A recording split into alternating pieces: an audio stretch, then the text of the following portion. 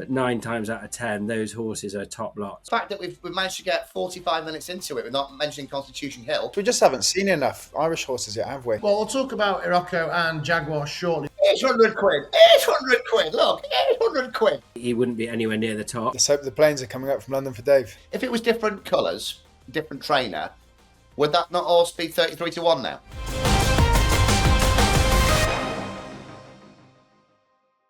The first road to Cheltenham of a brand new year, and look who's joining us. Very special guest. We've got trainer Oliver Greenall alongside us for the next 10 or 15 minutes or so. So, Joel and Frankie, take a side step. We don't need you for a little bit. We're going to hear from a proper professional. Perfect.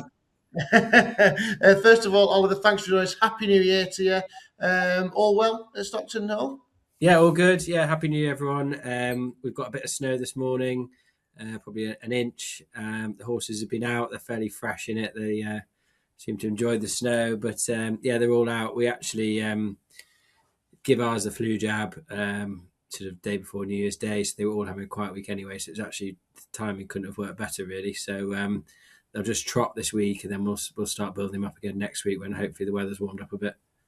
The weather god's shining on you. Yeah, we're all suffering up here in these quarters. I know Frankie's enjoying himself down south. You know, got the snow as yet. It's not that warm down here, Matt. It's not tropical. It was bully for you. You're used to Bahrain and Hong Kong. Exactly. First, just reaction to the festive period for the yard. Oliver, how was it for you guys? A couple of winners over Christmas. Yeah, it was good. I mean, we had a quiet time. It was well documented. We had a few issues with the virus in the summer. It probably just knocked on a little bit longer than we thought. We normally have a very good November. We just had a bit of a steady November, but they started picking up. We had some, good winners in December, including Iroko, and even the horses that weren't winning were running a lot better. So we're a lot happier. Probably this break has come a little bit sooner than we'd like, just because we sort of started later than normal, but they'll all be well. Having had this break, we should have a good spring. We tend to have, our strike rate normally takes a hit just because we have a lot of horses that probably aren't seen to best effect until they go into handicaps. We do have the odd novice that's good enough to win, but probably most of ours aren't quite at that level. So most of those have had all their runs in novices now. So we're looking forward. We've probably got about 10 that should be ready to go as soon as we get going again. That was a nice win for Diamond Jim at Haydock just before New Year as well. Well, we'll talk about Iroko and Jagwar shortly, but what does the new year look like for you? What's your kind of big aim? Have you got a number in mind by the end of the season? Yeah, I think we had 57 winners last year. I think we were 60 the year before. So we want to be around the 60 mark. We're going to have to motor a little bit to get up to there. But if we get close to there, we've done well considering how we started. We do try and target the spring because it's when most of the good races are, when most of the festivals are. So, I'm not too worried about that. We've got a few youngsters that will try and get qualified for that EBF final at Sandown just right before Cheltenham. And then there's sort of the Go North racing finals that we try and target as well. And then obviously all the big festivals. So yeah, we need, if we can get another 25 winners, we'll be happy.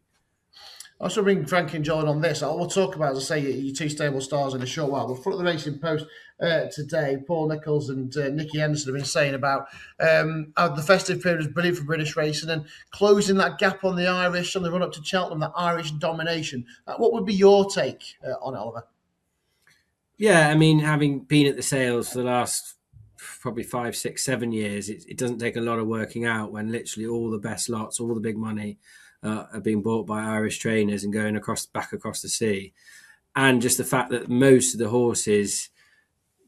good horses being bought either come from Irish point of points or from France. And, it doesn't take a lot of working out that when they're running in Ireland, when the Irish trainers have probably got better connections, it's so much easier for them just to snap them up even before they go to the sales. So that's always made it hard for us since the sort of change when store horses started being bought by Irish trainers instead of, by point-to-point trainers to go pointing, whereas it used to be the old-fashioned owner, Nicky and Nicholls and the likes would go and buy 20, 30, very expensive store horses. You just don't see that quite as much anymore. They tend to go pointing first. So then just seems like the Irish have the upper hand. But yeah, we seem to be fighting back. I think hopefully the tide's turning. A lot of the British owners that originally were flocking to Ireland, look like they're having a few more of having, Dan Skelton doing so well. He seems to be attracting some big money owners. And at the end of the day, that's it. I've got, there's absolutely no reason why horses can't be trained in this country. British trainers are equally as good as Irish trainers.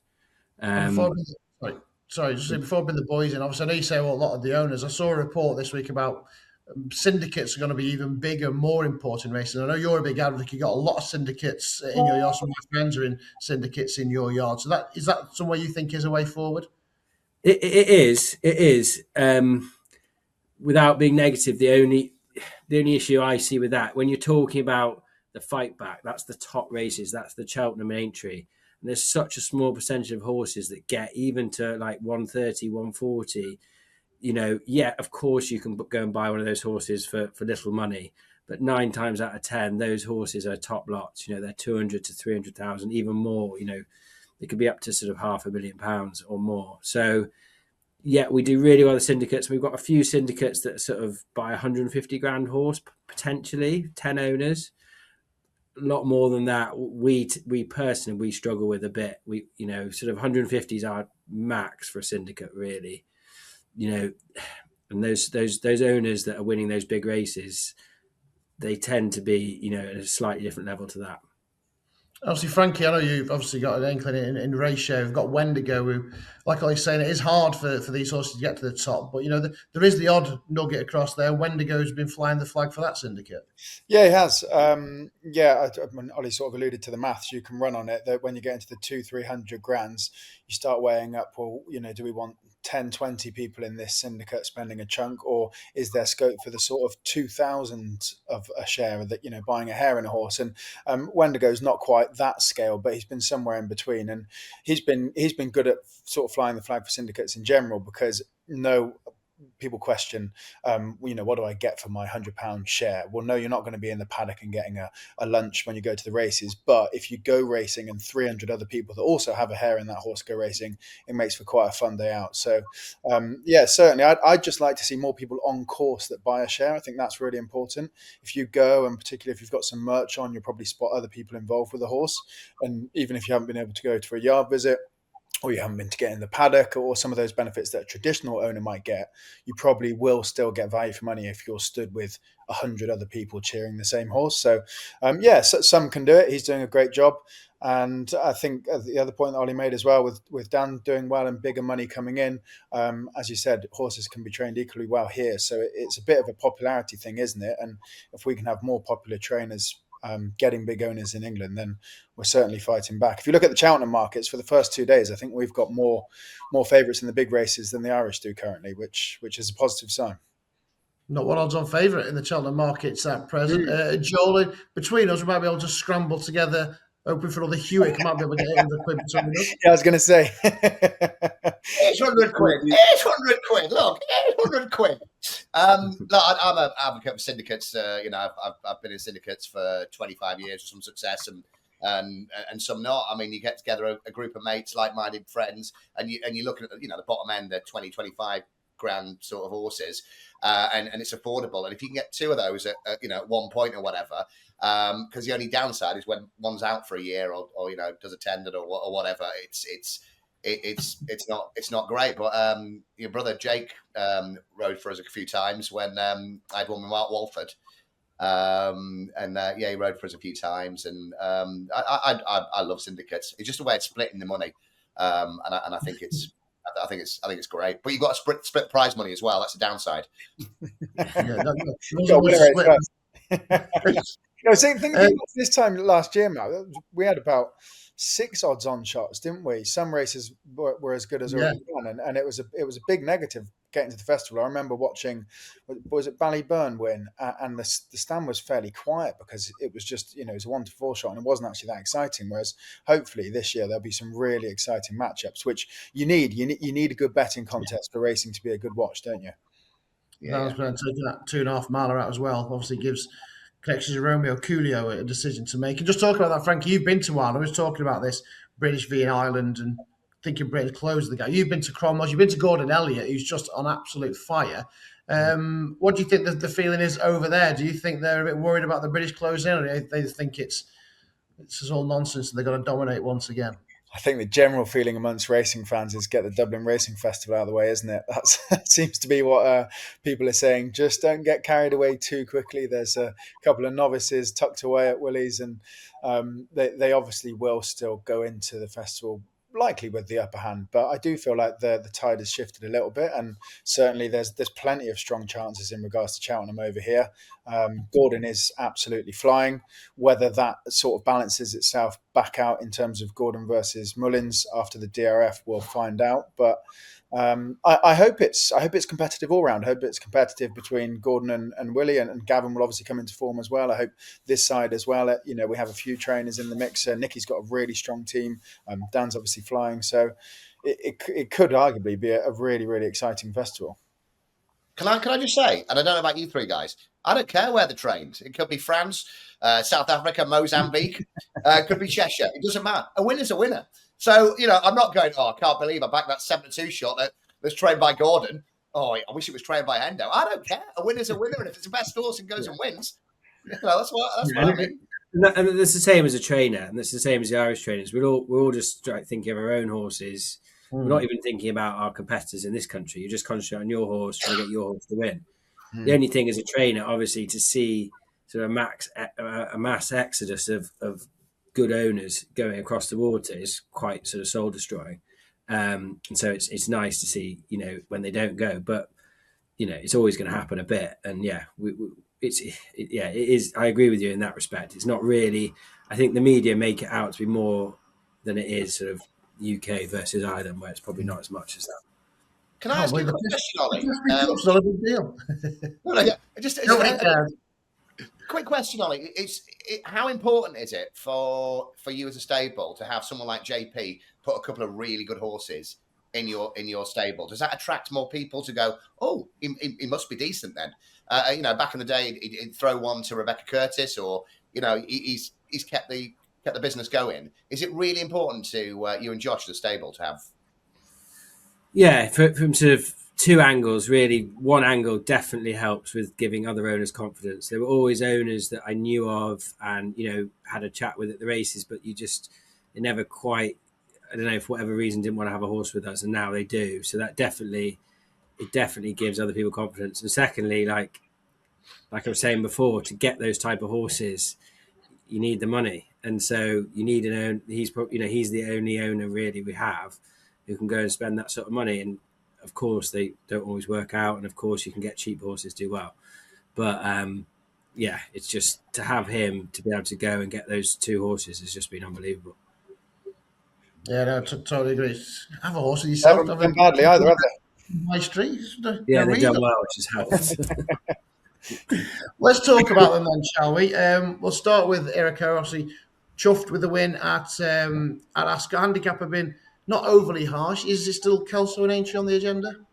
Yeah, exactly. We were just, obviously you're trying to protect your mark, but then you're also trying to think how are we going to get this horse to win and improve from last year. So we just felt that he needed to go and win a race to actually learn and remember what it is like to win. I mean, he just seems he hadn't won since 2023. And he just seemed to be like lugging him behind a little bit. Maybe that was just us looking at it like that. But we just wanted him to go and win. He'd come down £1 after Haydock. So a £4 rise after Ascot, we were really happy with. I mean, if he went and won a competitive handicap, by more than a length, you're going up 7 at least. So I think that was a good route. We can wait till the weights come out in February, and then you can go to go for the Premier Chase at Kelso end of Feb that he ran in last year and finished second to Grey Dawning, which is 3 miles. So that's a bit more of a test, which will put him spot on for then Aintree. I mean, I said to John Joe Jr. after Haydock, I said, I think we've just seen the King George winner beat the Grand National winner. We're a half right already. So that form, Grey Dawning behind him at Kelso. The jukebox man, obviously, at Haydock, he's banging his head with some Grade 1 horses. Yeah, exactly. Yeah, we've always felt that, and it's obviously, as a trainer, you're like, he's almost. Do you go for the Gold Cup? On ratings, he's not quite there yet, but he hasn't really, had that many chances to go up in the weight. So, but I've always said it, and I think Aintree being local and being one of JP's like big races that he loves to win, I just think with a race like that, such a competitive handicap, you can't have it as an afterthought. There's no way we could go, and just and run him in some big races, and then go to Aintree at the end of the season. I just don't think that's possible. I think you've got to target the race, and then get him fresh and well before then. I think obviously I know it's been done before going to Cheltenham and Aintree, but it's not the longest of gaps. I think we go to Kelso, and then we go to Aintree. If he runs well and gets beat, maybe next year, maybe we look. He's still not that old. Maybe then we can go and just try the Betfair and see how he gets on, and then maybe go to sort of Gold Cup route possibly. But I think this year we've definitely just got to focus on the national.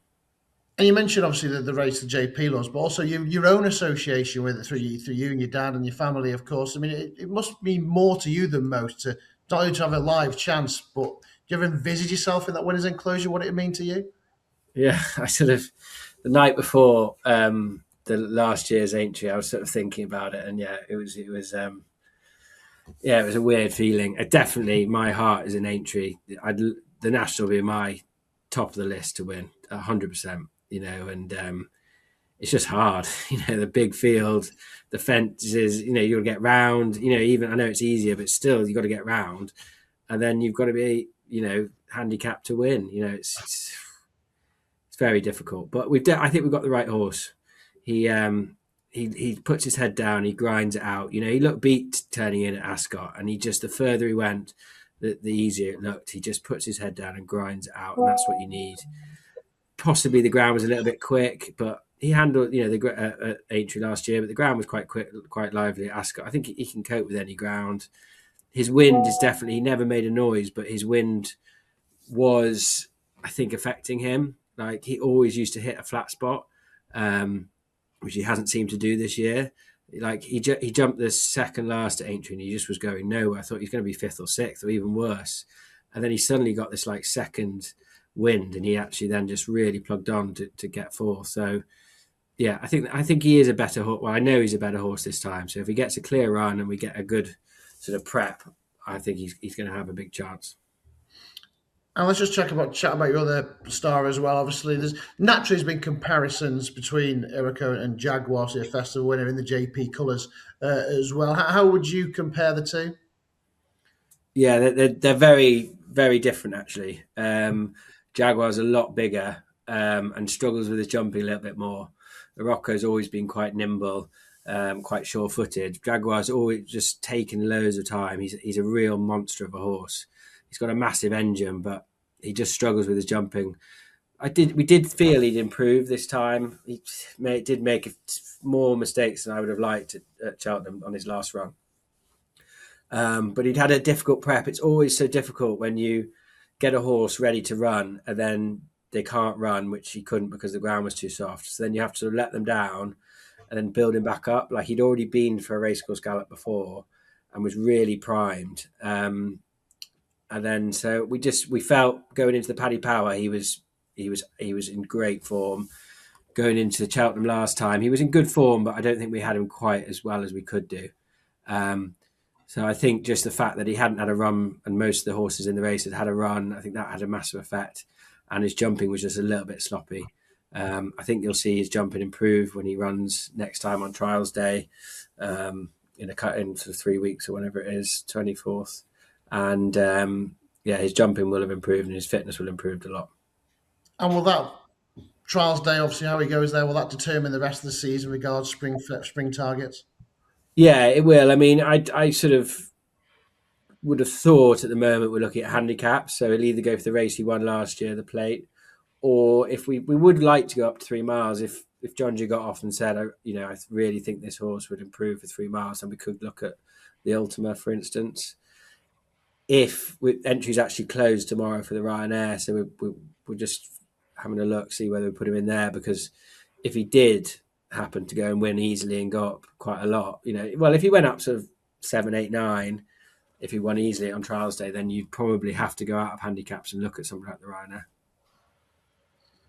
Yeah, I mean, obviously, I know you've always held him in high regard. I mean, he's still got time on his side. Is that still the ultimate aim? Yeah. I think he probably is a great horse. For these good horses, there's actually so few options. So when you actually miss one, like we did, it like pushes you so far back. We literally had to wait. There was one race 2 weeks after at Newbury, but it wasn't worth very much. So we literally had to wait another month. So you're sooner than you get a cold spell like now. So you're soon sort of getting into the spring, and you haven't actually run that much. So we'll just have to wait and see how he runs at Cheltenham next time. But he's got a massive engine. If he could just sort his jumping out, because he just made a couple of early errors, then he lost his place, and then he got shuffled back. And in those competitive handicaps, you just can't afford to do that. And when he was a bit lower in the weights, he had a bit to play with. But now he's getting up there. You just can't afford to do that. And Sean was actually making the running that day, and he was very clever on Faye Bramley's horse. Quite often they kick early at Cheltenham, and then you've got a chance from behind to creep into it and pass a few. But Sean sort of stacked them up in behind him, and he just had a wall of horses. So it all played against him, really. I think we'll see a different animal when we go back to Cheltenham. Fingers crossed. Well, best of luck with both of those. But just before you go, boys, anything to ask Oliver before he leaves us? Yeah, I've got two very quick. Go on, John. Two very quick. I'll let Frankie go first. I'll save him to the last. I'm only saying I've got nothing to ask. I was curious if he might go up to 3 miles, but it sounds like we'll see how he goes on trials day. But no, other than that, thanks for chatting, Ollie. It was very interesting. That horse, is it Rubinho or Rubinho, not spelled like the footballer, at Wetherby on the 27th of December, 5th, but it was beaten 3 lengths and hampered, and then stayed on again. That was, we're talking bumper first time out. I was really impressed. You must have been pretty chuffed with that. Yeah. We don't train loads of bumper horses just simply because we like cracking on over hurdles normally with them. But we went to a race course sort of 6 weeks ago, and we worked him with a sort of 6 other horses, and he went very nicely. Showed a lot of class and a lot of speed. So we thought he'd go well at Wetherby, to be honest. He was just a bit far back. They didn't go over quick, and he just got a lot of trouble in running. Can't think what somebody literally whacked him in the side, and he went across the course, and he wouldn't have won, but I think if he hadn't got any interference, he would have been sort of definitely second or third. But yeah, he'll go for another bumper probably towards the end of Jan. But yeah, I think he'll improve anyway, but with a better run, he'll run a lot better. Yeah, I like that. And secondly, again, completely away from Cheltenham, we've all been all over Token Love. After the run from last time. When does Token Love run again? Well, so I never get annoyed really, but I was frustrated. It's frustrating, isn't it? It's frustrating. He seems quite one-paced, and so 2 runs ago we said, right, go out in front, and he just probably went a bit quick, and then probably went for home a bit quick, got done on the line. Okay, fair enough. Last time, he just, I don't know, whether some horses have such a big stride that when you ride them, they actually don't feel like you're going very quick. Yeah. Because Ali came in and said, literally, I didn't go that quick. I was like, I'm sure he's looked like you're going quite quick. Yeah. So he's actually going to have a bit of a break now. I think he's had 2 hard races from the front like that. So he's going to have a couple of weeks off and be back. But it's just frustrating because it's I don't know. He just probably, if he just held on to him for a little bit longer, he possibly would have got there. But the thing is, then he probably would have got out sprinted. I don't know. He might be just one of those frustrating horses. Yeah, I appreciate that, Ali. We're all in the same boat. I think you had first 4, didn't you, Matt? I had first 4, finished 5th. Yeah. I've got one for you. And then just finally, obviously, just back to Cheltenham, crack ups on New Year's Day, friends of the syndicate. I mean, he ran a cracker, I thought 6 in that listed race, and obviously he's got all his good years ahead of him. Yeah, he's only young. We bought him as a yearling and sort of brought him on really slowly. He needed loads of time, so we didn't actually end up running him on the flat. But yeah, he's been placed, then he's won at Ludlow, and then he ran a great race. He just still quite inexperienced, got a bit hampered. So up the run in, and then stayed on nicely to finish fifth, like you say, or sixth was it? And he'll go over hurdles now. But yeah, he tries. He's gutsy, jumps well. He'll be winning plenty of races. Yeah, and that just fine. That's half the battle, isn't it? I mean, you look 3 a yard. A horse that tries. Once you've got one of them, that's half the battle. Yeah, definitely. Like if you lined him up in like a sort of ability, most ability to least, he wouldn't be anywhere near the top. But he just tries. He wants to do it. He eats. He trots up sound every day. He loves his racing, and that's all you want. We've got loads more with more ability that aren't really that bothered, and they were, that makes the difference. Fantastic. I really appreciate your time, Oliver, for joining us today. And hopefully the freeze is over soon. You can get back out there and getting those winners back up to your target for the spring. Thanks very much. Yeah, many thanks. Cheers to Oliver. It's great. I mean, we had Josh Guerra on just before Christmas. We've had Oliver on now. I mean, just getting that insight from the yard. Because, there's quite a lot of pressure on them with those two horses that they've got, and all the others as well that they've got throughout the season. And obviously, they didn't start the season, as Josh said earlier on, in the summer, at the end of the summer, they had issues at the yards. So obviously, they didn't start as well as they did, but they're going great guns now. Yeah, they are. I think they'd be a nice team to have horses with as well. The way that the pair of them speak, they're very, very frank about sort of how horses are doing, what the yard's doing, what their targets will be. I think you'd get a lot of good feedback. Well, you've got mates that have got horses with them, Matt, which is what you want from a trainer, isn't it? To be honest with you, and you're nice and clear on what your horse is up to and where you're going and what you can expect. So, yeah, it's great to hear from them. And sounds like both horses really are on, or the two in focus for Cheltenham and Aintree are on an exciting trajectory, I'd say. So yeah. I want to go out for a pint with both of them, to be honest, because I think they're so different, aren't they? And I love the way, like Frankie said, they're both really frank. But I want to hear the Mick Easterby stories, because Ollie was with Mick Easterby for eight years or whatever it was, and I'm thinking there's got to be some stories there. See, he looks like a bloke who's not going to swear, but that's all you get from Mick, isn't it? The tightest man in the world, and then going the other side of it, learning to get a mark for a horse when he went to Sir Mark Prescott's for a little while. So, it's perfect. Then you look at the other side of it with Josh. I think it was at Skelton's, wasn't he, when they were sort of... yeah, it was at Nichols, wasn't it? Yeah, was it? And may have been... Was it Hobbs as well? Yeah. But no, I think it'd be one of those that I've got a few pints with, speaks frank, loves his horses, and on the same page of going certain horses, frustrating. But genuinely, have a little look back at that Weatherby bumper. I know it might not be your sort of thing, but it looks a really nice horse. Was very, very unlucky, and for a mistake, don't really do the bumper thing. Always looking for eye catchers with a view to a future winner. Yeah. Gold Cup in 4 years, 3. Well, I'm glad you mentioned the Gold Cup. It's like you read the script. That's what we're going to talk about next, because it's wide open, isn't it? I mean, I know the way you're thinking.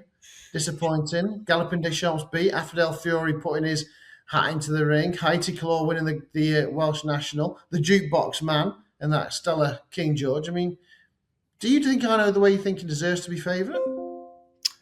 Well, no, but if you were tempted to back him at 9-4 at the start of the year, you might be teased in this time of year, because it's no secret that he's just going to be given an easy time of things and will slowly start to come into form with one race in mind. So there is a part of me that can actually side with some punters that would back him each way now, because he is going to be bang on. Surely he's going to be there in March. What he does at the DRF will be very telling, because for all that last year he was beaten a long way, in the early parts of the year, he wasn't beating half the track like he has been this year. He has been below par even off of last year's efforts. So I think what he does at the DRF will be really interesting. But obviously, if he runs well, he will shorten up. And I couldn't completely disagree with people that wanted to back him at a big price that he is now, because he will be fit, won't he? He will be there come March. He will be, but this isn't handicap. This isn't Langedan territory. This is a Grade 1 horse. So you'd want him to be putting in a shift. He's not as if the handicap was going to clobber him.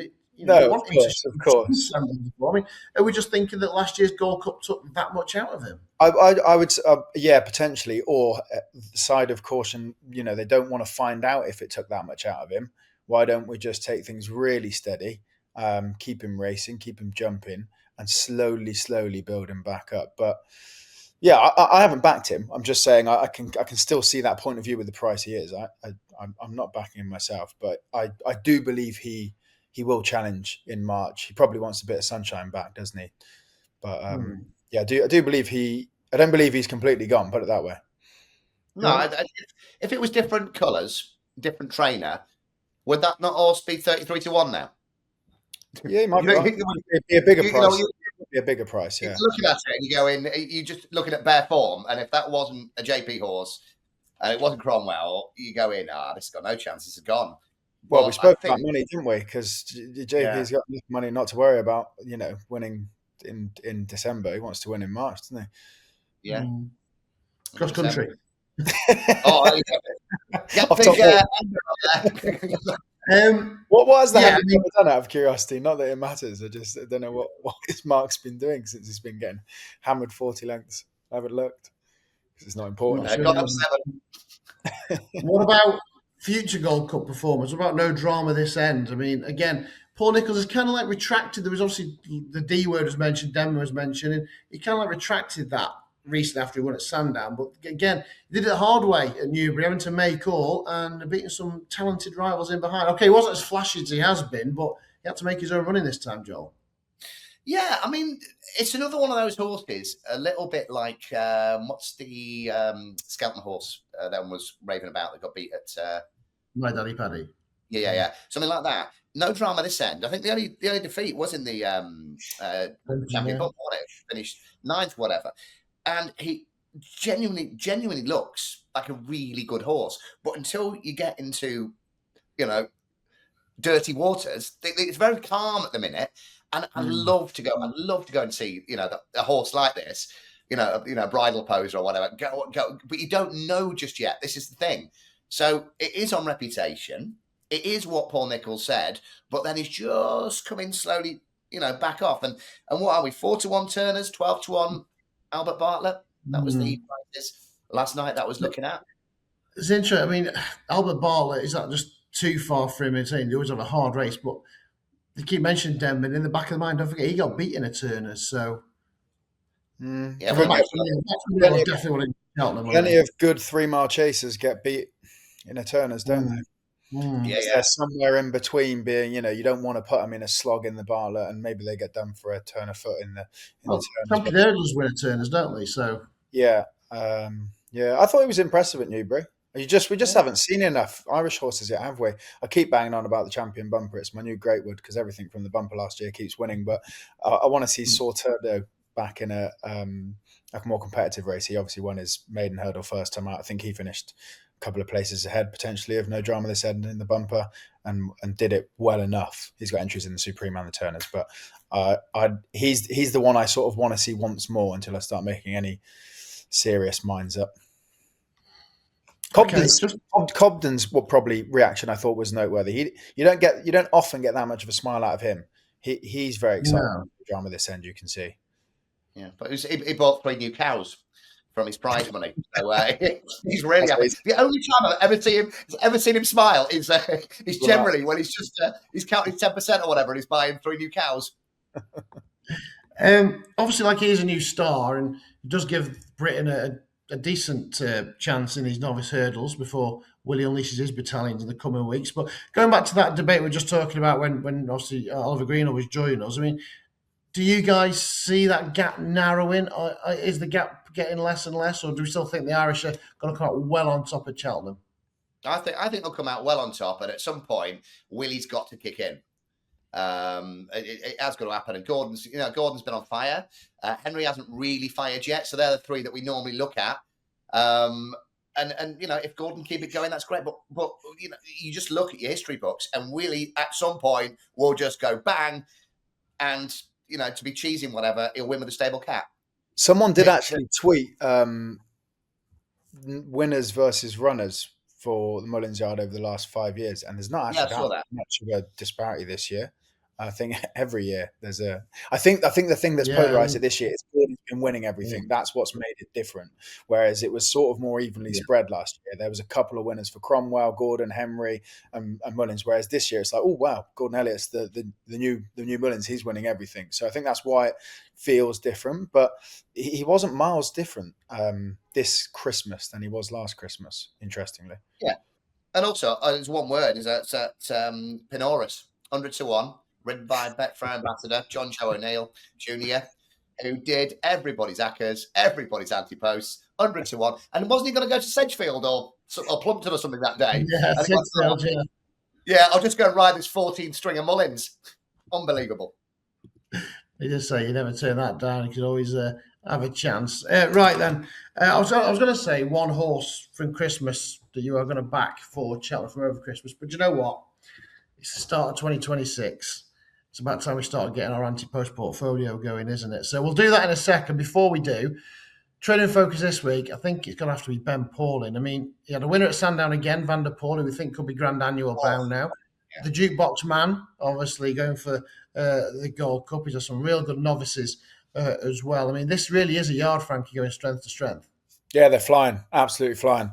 And Ben's a top bloke as well, so I'm pleased for him. He's actually the first yard I ever went into. He's obviously relatively local to Cheltenham. Such a nice man. And it was at the time when he was just starting to have those much talked about renovations get underway, which seems like the trouble they had with that has passed. And now they've got every box full in what is a proper plush yard. So he's doing a fantastic job. He's a great bloke. He's great in the media as well. And all the stuff with Redknapp and the Jukebox Man I think, has been brilliant over Christmas. So pleased that he's doing well. And yeah, his team is obviously headed by the Jukebox Man, but some really nice ones in behind. Mambo number 5, I thought was really impressive. And I think he's really exciting. I'd love to see him go in the Jack Richards Novice Chase. I think it's off 146 currently. If he went straight there, he'd be really exciting in that. They've got him entered in the Arkle, of course, but I'd love to see him have a crack at that. Henry's friend is interesting. He's been running in the top handicaps. Diva Luna, she was placed at the festival last year. She'll take a chance in the mares. And then he was very bullish about Handstands being a national horse. And as you start to look at... Twig as well for the national. What's that? You got Twig as well for the national. Yeah. I don't think he's miles different sort of profile to what Iroko would have been last year. 7-year-old, done a fair bit of racing over 2.5, a bit of 3. I think he's even rated the same as what Iroko went to the national off. So he's got a proper team of horses. I'm sure you'd expect him maybe to find one winner, wouldn't you? Yeah, for sure. Just going through what he's had so far this year. Jukebox Man, Mambo. No, is that still 0 to 145? The Jack Richards. Oh yes, good spot. He's 146. That's why he's squeezed out. So if you're going to run an edge down a pound, Henry's friend as well. I imagine Walter Diva Luna, so impressive at her 2 starts.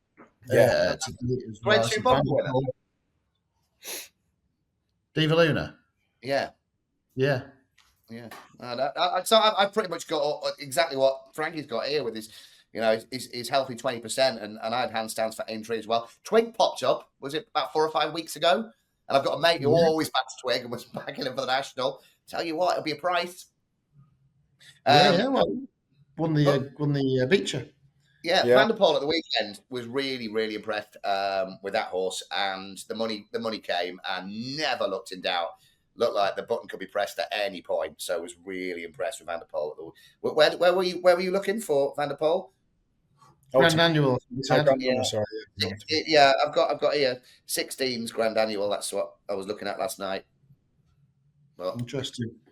Well, you've been looking at it. What are you going to put up then? Right, the start of our Ante-Post Portfolio 2026. How many weeks we got? About 9, I think. 9 shows. So 9 bets. We'll have, excuse me, 1 each. And we'll see how we do at the end of the festival. Right, who wants to go first? I mean, they're the worst weeks, these ones, because there's things you fancy, but you can't put them in because the price won't change for 6 weeks. So it's absolutely pointless having them in yet. So, yeah. You've got to something that might have a run between now and then, something that is still a decent price and has got scope to shorten. Yeah. I mean, we can sit there and talk about, I think Ante-Post and Gino are pretty nailed on at this point. Romeo Coolio, I think he's a 2.5 miler. So is he coming down and going up? I've no idea. I've convinced myself he's a 3 miler. No, he's not. He's a 2 miler. He's I think he's one horse away from being my first bet for the festival. Oh, come on then! Right, what you going for? Is it out there? Because we bear in mind Oh, before we yeah. started today, you Yeah, just I'm said going what were you going for, and I said I don't know yet. I'm not going safe. Let's go a bit left field. Let's set a price. What are you going for? Something bigger than evens. I'm going rogue. I'm trying to beat you for price, but probably not because you'll have like a 40 to 1 in the bumper. I'm gonna back. I need to double check something here because I'm not. What? See if it's breathing. No. Monkfish. I can't put him up unless he comes down a pound. Get him to Skelton's for a weekend. Yeah. Saying that, didn't Coldwell Potter win that race last year off of 146? Sure, he did. Might be a 150 because he won it last year off of 15. No. Where is he? 146. Jack Richards. Yeah, maybe they are. It used to be it was 145. Maybe it's 150. In that case, I'm putting up Regent Stroll for the same race, same trainer, same jockey, same owners. Bit of a head case. They tried him with all the headgear. Well, they tried him with no headgear at Newbury in that race that Wendigo won, and he was keen as you like. He won after that, beating Jericho de Repene, who didn't run much for a race, and then he was beaten at Cheltenham on New Year's Day, but I don't think it was too discouraging, and the winner's not actually that much for Bad Horse. I reckon they'll have one eye on that handicap again. So he's a decent price. I'd say he'd be towards 20s for the Jack Richards Novice Chase, and it could be one for Nichols again. He could be a forgotten horse. Regent Stroll, as was Coldwell Potter last year. Everyone said no, he's no good. They bought him for all that money, and then they managed to get him to win festival time. I reckon he might just grow up enough, Regent Stroll, in time for Cheltenham. One more run between now and then. You haven't gone for the same horse, Joel. I've gone for exactly this. Of course I haven't. Don't be stupid. So where do we start? There's the cross country, the bumper. I'm going Albert Bartlett, and you can price check me now, Matt. I think I found 25s last night. Conman John. I think huge price. Only beaten half a length, third at Cheltenham, sort of mid-December, wasn't it? I was convinced that day the horse would have won. Clear on ratings, the form's been boosted, but was giving £3 away to the first and the second. You listen to the trainers, and there is a possibility that could go to Haydock for the grade 2 in between, but will probably go straight to Cheltenham and be fresh. Conman John, I've loved this horse every run so far, apart from the last one. But I think the £3 there that day were just. I thought, 25s. Come on. Yeah, What's your face? 20s. Have you frozen, or is it 20 to 1? All right, I'll have 20s. Okay. I'll have 20s. And what about you? I'm going to go. I did mention this a couple of weeks ago. I've never been impressed so much. I know it was only a small race, but I've not been impressed by the hurdler jumping so much as I was Mossy Fen Road at Chepstow. I knew you were going to put him up. Did you? Yeah, fair play. Oh yeah, he was class over his hurdles, wasn't he? Yeah, you were chicken about this horse. Was it last week or the week before you were? He's just how quick he was from A to B, and I said I think he was getting £4 off the 131 rated second, and he smashed him by 8 lengths hard held. So, I think he's gone in at 138, so he's not far off, and he's not really had a chance to really get himself a good rating. So Mossy Fen Road, I've just seen he's been clipped as well into 14s, and Harry Derham did say afterwards that Supreme is the aim. So that's half the battle when you know where they're definitely going to go. I think he's going to have one more race. I think looking at Haydock, aren't they? There's Rossington Main between now and then, so I think they may be looking at that, and then hopefully he can shorten in price. And obviously it's been thrown wide open. I know Al Kairos would have won that, but at the end of the day, it was only a maiden hurdle that he was about to win. And My Daddy Paddy beat my Idaho Sun. Idaho Sun's been overlooked, hasn't he? Idaho Sun, yeah, considering he won, yeah. It's an emphasis on the flights being taken out. So and Mossy Fen Road. So Frankie, Regent Stroll in the Jack Richards, Joel, Conman John in the Albert Bartlett, and myself, Mossy Fen Road in the Supreme. I'd say we'd all be boys. fairly confident they'll all turn up there, won't we? Which is half the battle at this stage. Yeah. I mean, I know what's going to happen. Provided it's not, provided the handicap's not capped to 145, I'll be fine. Yeah. I know what's going to happen. Combat John's going to have a Derek Moss. I can't think that rules have changed, but Firefox was in there off 150 last year, so it's a 150. Yeah, I'm just looking at that. Firefox off 150, Springwell Bay was off 154. So there you go. So definitely, I'm sure it used to be 0 to 145. Yeah, I think you maybe used to be, and then now since the conditions have changed, it's come back in. Obviously, they got rid of the grade 1. Maybe they just threw it out to maybe up to the ceiling or not. So things have changed. So there we are. Regent Stroll, he'll be fine in there in the Jack Richards. Right, boys. Anything else we want to discuss that we kind of missed out on over Christmas? What was a very, very busy schedule. Not massively. The fact that we've managed to get 45 minutes into it, we're not mentioning Constitution Hill. Oh, there it is. Oh no! I believe it's looking at a flat race at Kempton. Who cares? Who cares? Listen to him. He's like an old girlfriend. She's gone. Who cares?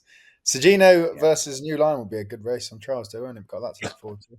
The only other horse which I thought was who's on my radar, and who knows what he'll run in, but I would love to see Cashdale Lad in the Coral Cup off of low 150s.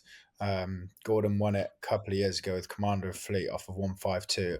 He'd probably go up a few pounds from his Irish rating when he comes over here, but he was going well when falling at the last over 2.5 in the Morgiana, and then and then he was third over 2 behind Lossiemouth over Christmas, and actually thought he ran all right. I reckon in a 2.5 mile handicap, carrying a bit of weight, he'd actually be really interesting. But I mean, he could go in so many races, so you can't really back him at this stage. But he's one that my eye's on. Christmas out of the way, we've got Trials Day, we've got the DRF, and then we really are getting down to the nitty-gritty, aren't we? With the Ante-Post Portfolio says up and running. So we'll evaluate those at the end of the festival and see how crap we did. You're right. Might as well set the stall out early. All right. Cheers, boys. Thanks to you for joining us. Thanks to Oliver Greenall as well for his insight as well as we start 2026. The road to Cheltenham. Right, don't forget Punter's Guide. Join us on Friday. Hopefully we've got some race to look forward to. Jumps action at Kempton, Warwick and Wetherby. Hopefully we'll try and find you a few winners if it beats the freeze. Don't forget, like, subscribe. You get to know when they are coming your way. And this very Road to Cheltenham show should produce every single Monday. And I think we're all in person again next week, aren't we? Yeah, looking forward to it. Meant to be today, but Frankie had to come up from London on a train. You couldn't drive 10 miles into Manchester or whatever. Hey, my train was booked. I was ready. Yeah, I was ready. I was there. I was hanging outside. We know where you were. You were exactly where you were. Watching. Bye-bye. I'm going to go now. See ya. In the establishments that you keep. Right. We'll see you Friday, and I say we'll all be in person next Monday as we reflect on the weekend action. So we'll see you then. Let's hope the planes are coming up from London for Dave.